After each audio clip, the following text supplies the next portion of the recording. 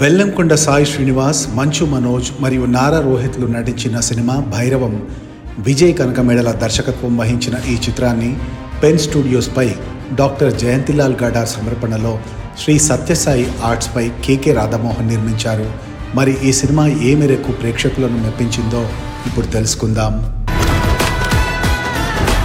తూర్పుగోదావరి జిల్లా దేవీపురం గ్రామంలో వారాహి అమ్మవారి గుడి ఉంటుంది. ఆ దేవాలయం ట్రస్టీగా ఉన్న నాగరత్నమ్మ తన మనవళ్ళు జగపతి, వరద, శ్రీను ముగ్గురిని సమానంగా పెంచుతుంది. ఈ క్రమంలో ఓ మంత్రికి దేవాలయం భూమిపై కన్నుపడుతుంది. నాగరత్నమ్మ మరణం తర్వాత జగపతి మరియు వరద శ్రీనుని ఆ దేవాలయం ట్రస్టీగా నిలబెట్టి గెలిపిస్తారు.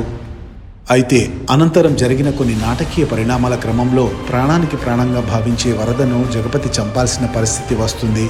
అసలు ఆ పరిస్థితి ఎందుకు వచ్చింది? ఈ మధ్యలో శ్రీను పాత్ర ఏమిటి? పోలీసులకు అబద్ధం చెప్పి వరద భార్య దగ్గర చెడ్డవారిగా నిలబడాల్సిన పరిస్థితి శ్రీనుకు ఎందుకు వస్తుంది? శ్రీను జగపతి కోసం ఎందుకు అబద్ధం చెప్పాడు? చివరికి అసలు ఏం జరిగింది అనేది మిగిలిన కథ.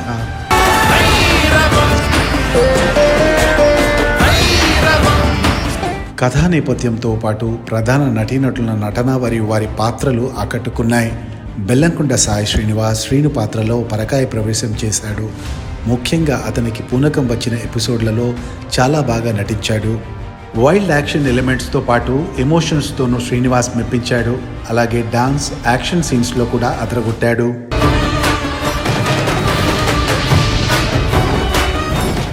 మంచు మనోజ్కి ఇది మంచి కంబ్యాక్ ఫిల్మ్ అని చెప్పాలి.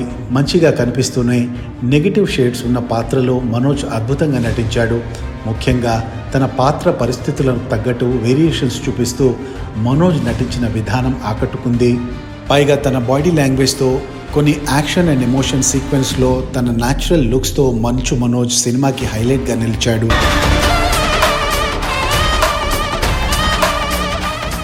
ఇక మరో హీరో నారా రోహిత్ నటన కూడా చాలా బాగుంది.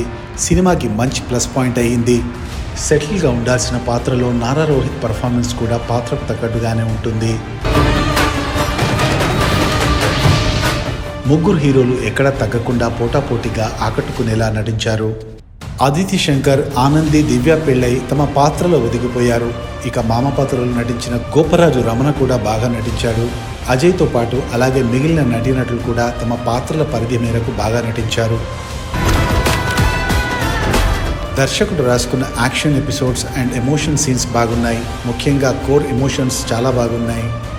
అయితే దర్శకుడు విజయ్ కొన్ని సన్నివేశాలను యాక్షన్ పరంగా అలాగే ఎమోషనల్గా బాగా తెరకెక్కించినప్పటికీ తీసుకున్న స్టోరీ లైన్కి పూర్తి స్థాయిలో ఆకట్టుకునే విధంగా ఆయన స్క్రీన్ ప్లేను రాసుకోలేకపోయారు.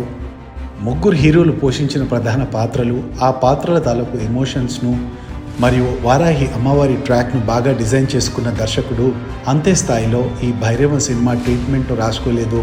ముఖ్యంగా సెకండ్ హాఫ్ కథనాన్ని ఇంకా ఇంట్రెస్టింగ్గా రాసుకోవాల్సింది.